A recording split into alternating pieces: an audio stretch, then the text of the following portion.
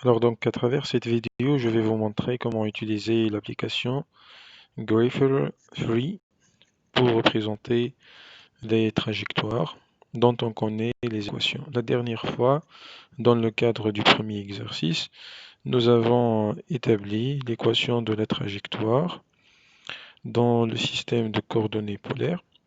Alors on va essayer de la représenter ici à l'aide de cette application. Comme vous pouvez voir, on peut choisir ici donc plusieurs types de représentations.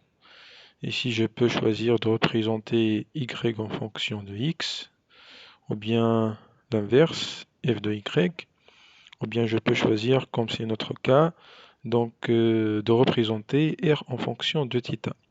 Avec ici, comme vous voyez, c'est en fait r de t, donc au lieu de θ, on va écrire t.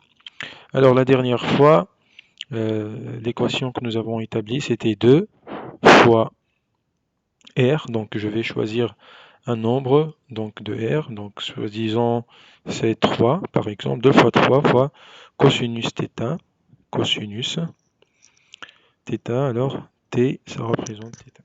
Donc ce que je vais avoir, donc en fait, c'est donc une trajectoire circulaire d'Orion comme vous voyez ici, donc 3. Alors si je prends un autre exemple, donc l'exemple qu'on va traiter dans le cadre de l'exercice qui parle du mouvement sur une cardioïde.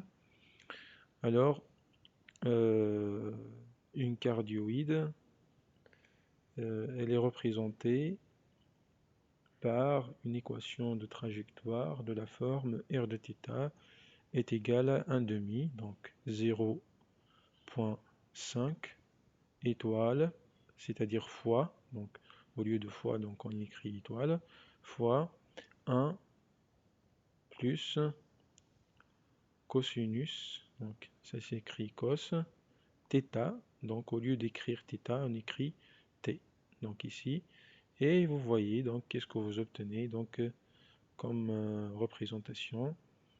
Donc voici la courbe jaune qui est sous la forme donc d'une cardioïde, et c'est la raison pour laquelle on appelle donc une trajectoire qui obéit à cette donc équation et cette relation, une trajectoire cardioïde.